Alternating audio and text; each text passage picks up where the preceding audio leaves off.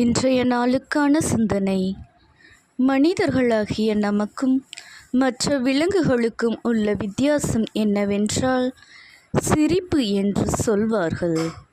ஆனால் தற்போது பூனை, நாய்க்குட்டிகளும் கூட அதிகமாக சிரிப்பதாக ஆய்வு சொல்கின்றது. ஆனால் மனிதர்களுக்கு மட்டுமே உள்ள ஒரு பண்பு என்னவென்றால் அவர்களின் விருப்புரிமை. அதாவது தான் விரும்புவதை தான் மட்டுமே செய்ய முடியும். ஆனால் இதை கேள்விக்கு உட்படுத்துவார் சார்த்தார் என்ற மெய்யியல் சிந்தனையாளர். குருவி கூடு கட்டுகிறது. குருவி என்ற ஒரு இனம் தோன்றியது முதல் அது ஒரே மாதிரிதான் கட்டுகிறது. அதன் அமைப்பு அப்படித்தான்.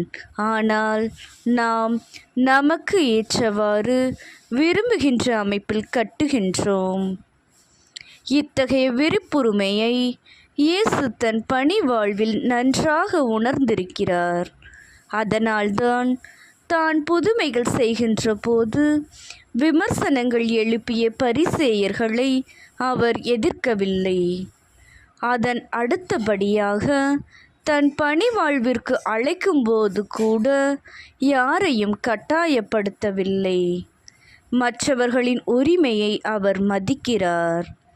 ஆனால் நிலை வாழ்வு எது கொடுக்கும் என்று பல நேரங்களில் அவர்களுக்கு படம் பிடித்து காட்டுகின்றார். அதன் ஒரு பகுதிதான் இன்றைய நற்செய்தி வாசகம். இதில் 2 வகையான பண்புகளை மாற்கு நற்செய்தியாளர் சுட்டிக்காட்டுகிறார். முதல் பண்பு இயேசுவின் விருப்பமாகிய எல்லாவற்றையும் விட்டுவிட்டு பின்தொடர்தல். இரண்டாவது பண்பு அவர்களுக்கு இயேசு வழங்க இருக்கக்கூடிய அந்த உரிமையான வாழ்வு, அதாவது நிலை வாழ்வு. இதுதான் இயேசுவின் விருப்புரிமை.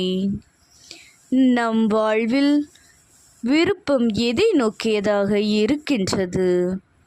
அழிந்து போகக்கூடிய பொருட்கள், மனிதர்கள் மீது உரிமை கொள்கிறோமா? அல்லது அழியாத வாழ்வு மீது உரிமை கொள்கிறோமா? சிந்திப்போம்.